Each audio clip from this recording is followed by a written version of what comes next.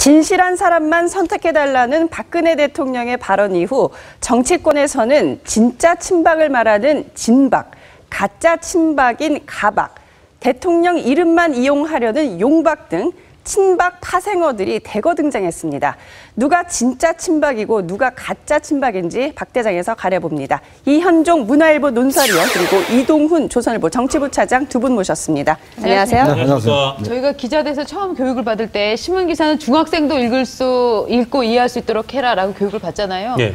대통령 기자를 했으면 정말 잘했을 것 같아요. 정말 쉬운 말로 명확하게 뜻을 전달하지 않습니까? 지금 이제 박근혜 대통령 같은 경우에 네. 이제 어법이 보면 주로 이제 뭐 중학생보다는 제가 볼 때 한 50대 중반의 중졸의 아주머니들이 이해할 수 있는 거. 왜냐하면 이제 그분들이 유권자들이고 네. 또 쉽게 이제 아주 좀 뭐라 그럴까 뭐 이 논리적이보다는 좀 감성적인 네. 측면들이 강하거든요. 또 그분들은 전파력도 좋습니다. 왜냐하면 네. 모이면 그렇죠. 단순하게 이제 이야기를 해서 전파력이 좋기 때문에 예. 이제 그분들의 정서에 맞는 용어를 많이 사용하시는 것 같아요. 네. 그래서 대통령 지금 저희가 발언을 좀 모아봤는데요. 대통령이 전에 이렇게 얘기하셨어요. 저는 속았습니다. 국민도 속았습니다. 제 기억으로 예. 정확한 어디건 저도 속고 국민도 속았습니다. 그렇죠. 그 한 문장으로 예. 저 공천에 대한 불만을 가장 최고의 강도를 갖고 표현했었는데 저것도 임팩트가 컸었고요. 그렇죠. 저뿐 아니라 통일은 대박. 저는 통일은 대박이다. 이렇게 생각을 합니다. 이렇게 이제 얘기를 하셨잖아요. 너무 똑같으신데요. 정말 대박이라는 단어를 통일이랑 엮어서 얘기하는 거는 정말 패러다임을 진짜 파괴하는 용어였었잖아요.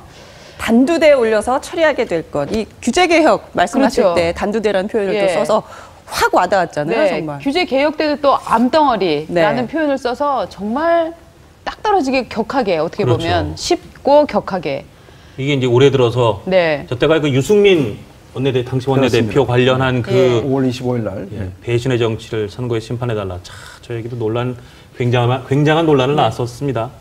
하여튼 그 짧은 문장을 통해서 쉽게 네. 머릿속에 기억이 남도록 하는 네. 게 상당히 정치 하나의 또 중요한 기술이죠. 그렇다고 네. 본다면. 왜냐하면 이제 정치라는 게 메시지가 너무 많아버리면 사실 기억나는 게 없거든요. 그렇죠. 이제 근데 문제는 저렇게 딱 한마디를 해두면 그것에 대해서 이제 일단 찬반이 완전히 갈라지는 거거든요. 그러니까요. 내가 내 편과 남의 편이 완전히 갈라지기 때문에 저런 용어를 자주 쓰는 것 자체는 뭐냐면 결국 싸움에서 가장 중요한 것은 적군과 나를 분명히 구분 짓는 게 중요하지 않습니까? 네. 그러니까 박근혜 대통령의 여러 가지 정치적인 행위를 보면 적과 우리 편을 분명히 하는 것 같아요. 이제 그러다 보니까 이쪽의 결집력도 확실히 세지는 것 같고 예. 적도 분명해지는 것 같고 계속 이제 그런 식의 어떤 어법들을 좀 사용하는 것 같습니다. 이동훈 예. 저는 궁금한 게 저렇게 지금 간명한 한 문장으로 판을 뒤집는 거는 정말 박근혜 대통령 따라갈 만한 정치인이 없는 것 같은데 박근혜 대통령이 저런 걸 다 계산하고 전략적으로 던지는 건가요? 아니면 어떻게 보면 거의 그냥 그 육감? 동물적인 직관적으로 감각. 하는 네. 건가요? 진실의 힘이죠. 진실의 힘이다. 그렇군요. 머릿속에 아니, 확 그러니까 기억되는데요. 그게 사실 뭐 대통령이 짧은 말, 뭐 네. 카피 같은 말 뭐 잘 하시는데 그게 만약에 지지율이 안 따라주는 상황이면 그거 한들 뭐 의미는 있겠어요. 없겠죠. 네. 그러니까 뭐 그전에 뭐 노무현 전 대통령 같은 경우도 말씀 잘 하시잖아요. 네. 근데 그 파급 효과라는 게 뭐 미미한 때도 있고 네. 뭐 오히려 요거도 먹을 때도 있고 그랬는데 네. 저는 대통령의 그 힘은 아직 그 지지율, 네. 고정 지지층 있지 않습니까? 예. 그 사람들에 대해서 계속 그 얘기하는 거 있잖아요. 예. 그게 이제 먹히면서 연쇄작용을 일으켜가지고 정치적으로 파워를 내지 않나 뭐 그렇게 생각합니다. 근데 박 대통령 스타일이 저런 얘기를 할 때 뭐 통일은 대박이다, 뭐 진실한 사람 선택해달라라고 하는 건 몇 날 며칠을 고민해서 딱 그 용어를 선택하는 스타일입니까? 아니면은 뭐 전날 즉흥적으로 생각해서 딱 던지는 이런 스타일이라고 봐야 됩니까? 순발력은 되게 있다고 보여져요. 대통령이. 네. 사석에서 이렇게 얘기한 사람들 얘기를 들어보면 예. 이렇게 뭘 이렇게 써가지고 읽고 이런 스타일이 아니고 뭘 얘기를 하더라도 되게 순발력이 있고 네. 그 현역 지금 살아있는 정치인 중에 제일 단수가 높은 정치인으로 봐도 되지 않겠습니까? 그러니까 제가 봤을 때는 뭐 물론 고민하겠죠. 네. 뭐 어떤 말을 해야 될까 고민도 하겠지만은 예. 그 순발력도 있고 뭐 복합되어 있는 거겠죠. 대통령의 저런 이제 발언들이 정말 박근혜 대통령의 어휘인지 아니면 또 이러한 워딩들만 따로 뽑아서 올리는 그런 참모들이 있습니까? 그 참모 있죠. 청와대에서 저 연설을 쓰시는 참모가 있는데 제가 아는데 그분 얘기가 근데 자기가 한 3할 정도밖에 안 된대요.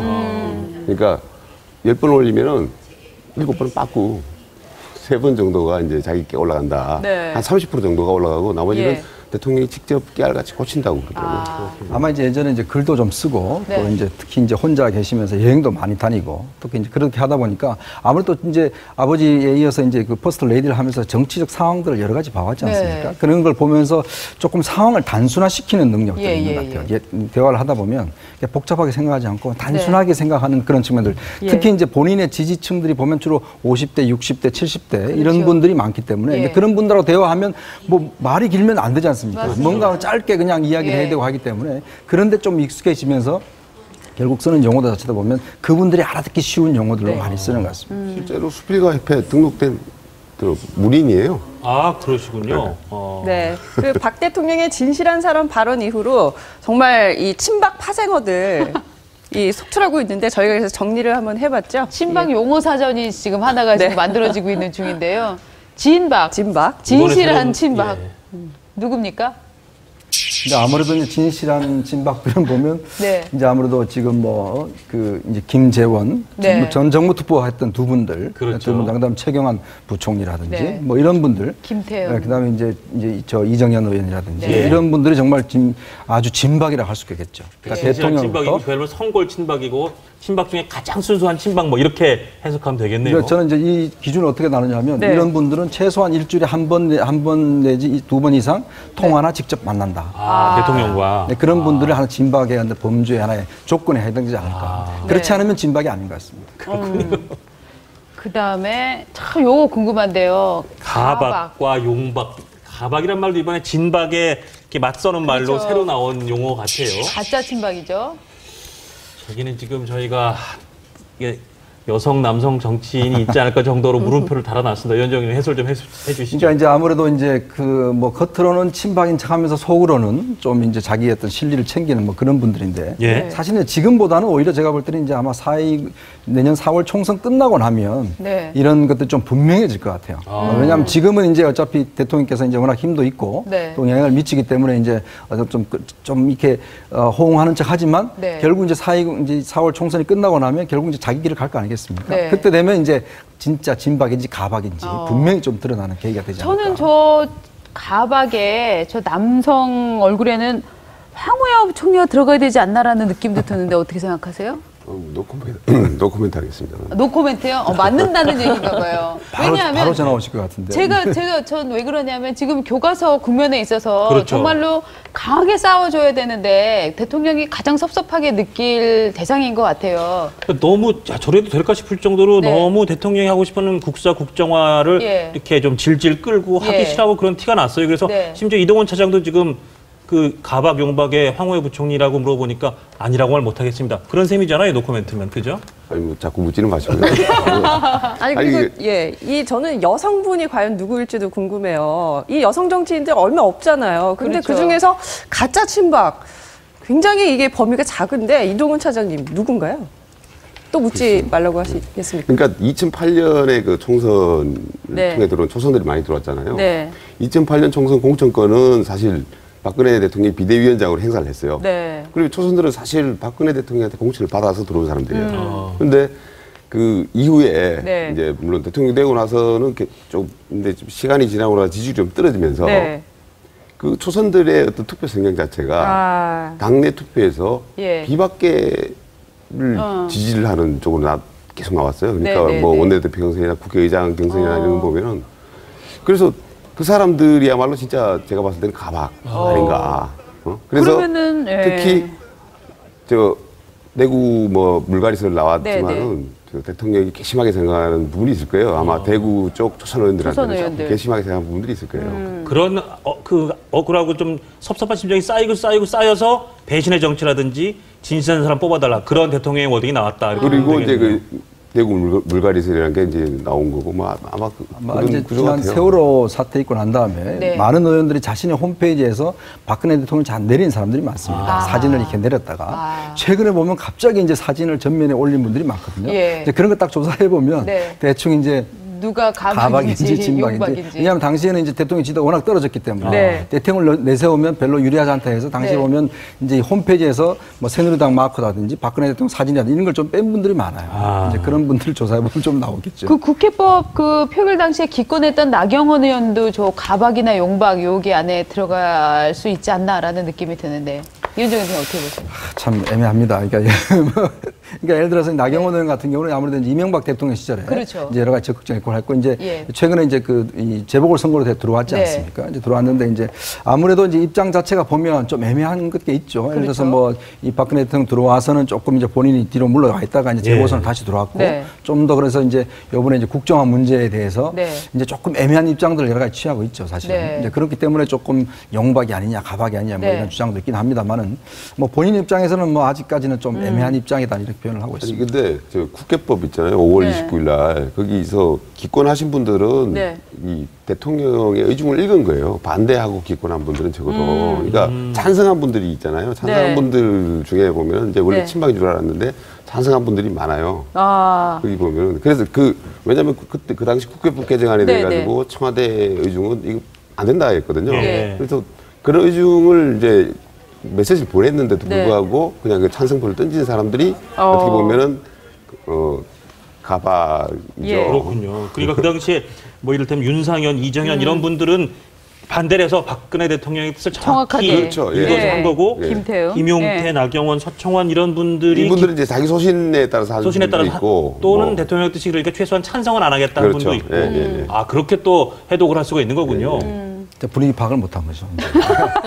그래서 얼떨결에 하다가 보니까 네. 이제 기권이 돼버리는. 신박을 한번 볼까요?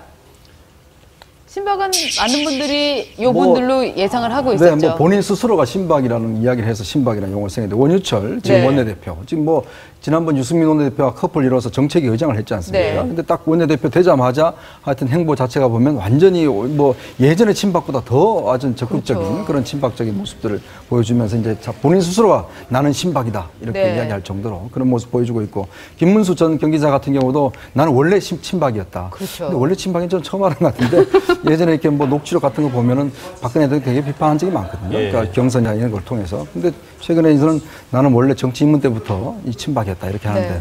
조금 믿기지 않는 행보가 있는 것 그래서 같습니다. 대구에 출마를 하려고 대구에 가보니까 아이고 이거 여기서 박근혜 대통령의 이 파워라는 건 어마어마하구나. 아마 그래서 조금 그런 워딩을 쓰신 게 아닌가 생각이 아마 들긴 들어요. 분위기를 굉장히 느끼실 거예요. 대구 그렇죠. 가보면 예전에 했던 부분들이라든지 이런 부분에 대해서 지역의 싸늘한 민심들을 보면서 본인이 저렇게 적극적으로 하는 것은 그만큼 지역에서 아직까지 좀 착근을 못했다는 그런 그렇죠. 이야기거든요. 네. 상당히 좀 마지막으로 복박, 짤박 네. 누군지 한번 볼까요?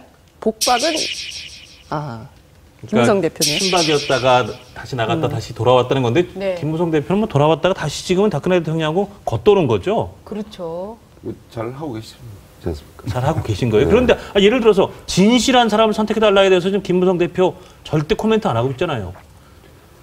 근데 뭐 맞는 말씀입니다 그러면 너무 속보이는 얘기고 뭐 틀린 얘기입니다라고 할 수도 없고 그러니까 말 안 하겠다는 건.